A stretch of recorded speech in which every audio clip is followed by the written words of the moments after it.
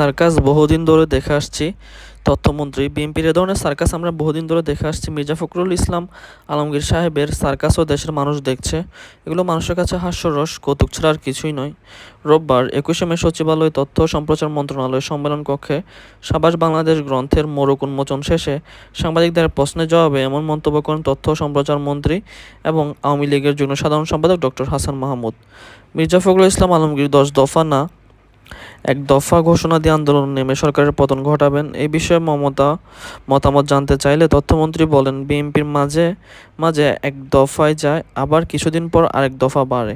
কিছুদিন পর পরই এই ঘটনা ঘটে। ওনারা আগেও এরকম ১০ দফা, ১২ দফা, ১৪ দফা, ১৭ দফা দিয়েছেন। এগুলো আগেও ঘটেছে। তাদের দফা বাড়ে আবার কমে, জোটের আকারও বাড়ে আবার কমে, নিজেরা ভাগ হয়, দ্বিখণ্ডিত হয়। তিনি বলেন, বিএনপি এ ধরনের সার্কাস আমরা বহুদিন ধরে দেখে আসছি। মির্জা ফখরুল সাহেবের সার্কাসও দেশের মানুষ দেখছে। এগুলো মানুষের কাছে হাস্যরস, কৌতুক ছাড়া আর কিছুই নয়। বিএনপির আন্দোলনের কাগুজে ভাগ, খালি কলসি, বেশি বাজার মতো ছাড়া বেশি কিছু নয়। এদিন দুপুরে কৃষিমন্ত্রী পেঁয়াজের দাম নিয়ে অসৎ ব্যবসায়ীদের মজুত করার বিষয়ে বলেছেন।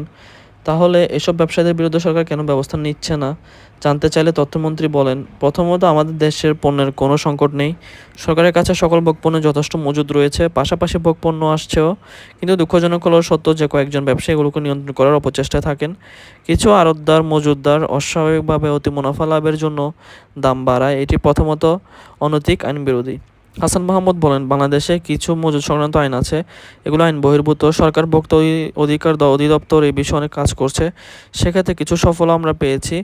এখনও যারা অস্বাভাবিকভাবে বিভিন্ন পণ্যের দাম অহেতুক বাড়াচ্ছে, জনগণের ভোগান্তি তৈরি করেছে বা তৈরি করার অপচেষ্টা চালাচ্ছে, সরকার প্রয়োজনে কঠোর হতে তাদের বিরুদ্ধে ব্যবস্থা নেবে। এদিকে বাবার মরদেহ রেখে এসএসসি পরীক্ষা দিল ছেলে। বাবার মরদেহ বাড়িতে রেখে এসএসসি পরীক্ষায় বসতে হয়েছে ছেলে সাজু আহমেদকে। হবিগঞ্জের বানিয়াচং উপজেলায় বালিকা সরকারি উচ্চ বিদ্যালয় কেন্দ্র বিজ্ঞান বিষয়ের পরীক্ষা দিয়েছে সে। রোববার ২১শে মে উপজেলার ৩ নম্বর দক্ষিণ পূর্ব ইউনিয়নের জাতুকর্ণ পাড়ে এমন ঘটনা ঘটে। পরীক্ষার্থী সাজু আহমেদ, বাবার নাম মোহাম্মদ আব্দুর রউফ। পরীক্ষা শেষে সাজু আহমেদ বাংলা নিউজকে বলেন, হলে গিয়ে কান্নায় বুক ফেটে যায়। অসুস্থ অবস্থায়ও বাবা, আত্মীয়স্বজন সবাইকে ফোন করে আমার জন্য দোয়া চান। আজ বাবা নেই বলে হাউমাউ করে কাঁদতে থাকে সে। সাজু আহমেদের চাচা আব্দুর রব জানান, তার বড় ভাই আব্দুর রফ জাতুকর্ণপাড়া চাঁদের মহলার বাসিন্দা ছিলেন। দীর্ঘদিন ধরে তিনি কিডনি ও হৃদরোগের আক্রান্ত সমস্যা ভুগছিলেন। গত শুক্রবার দুপুরে তিনি বেশি অসুস্থ হয়ে পড়লে রাতে Sylhet MG Osmani medical college হাসপাতালে নিয়ে ভর্তি করেন। হাসপাতালটিতে ইনটেনসিভ কেয়ার ইউনিটে ২ দিন চিকিৎসাধীন থেকে তিনি মারা যান।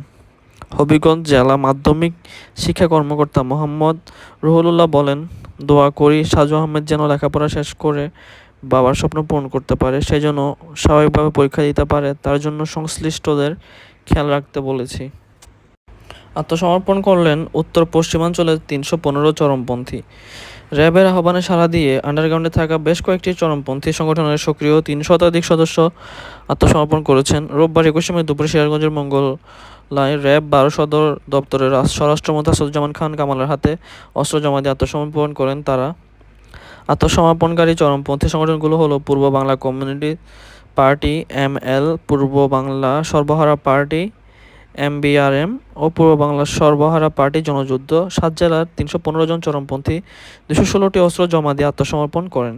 র্যাব মহাপরিচালক অতিরিক্ত আইজিপি এম খুরশিদ হোসেনের সভাপতিত্বে আত্মসমর্পণ অনুষ্ঠানে বক্তব্য দেন স্বরাষ্ট্র মন্ত্রণালয় সম্পর্কিত সংসদীয় স্থায়ী কমিটির সভাপতি বেনজির আহমেদ এমপি, স্থানীয় সংসদ সদস্য তানবীর ইমাম, স্বরাষ্ট্র মন্ত্রণালয়ের জননিরাপত্তা বিভাগের সিনিয়র সচিব মোহাম্মদ আনিসুল ইসলাম খান, পুলিশ মহাপরিদর্শক চৌধুরী আবদুল্লাহ মামুন, রাজশাহী রেঞ্জের ডিআইজি আবদুল্লাহ বাতেন, র্যাব ১২ অধিনায়ক এডিশনাল ডিআইজি মারুফ হোসেন, সিরাজগঞ্জ জেলার প্রশাসক মীর মোহাম্মদ মাহবুবুর রহমান। আত্মসমর্পণকারী দলের কয়েক সদস্য ও তাদের স্বজনরা এ সময় অধ্যাপক doctor Habib Millat Munna MP, Tanvir Shakil Joy MP, doctor Abdul Aziz MP, Marina Jahan Kabita MP, জেলা পরিষদ চেয়ারম্যান আব্দুল লতিফ বিশ্বাস সহ প্রমুখ ব্যক্তিবর্গ উপস্থিত ছিলেন।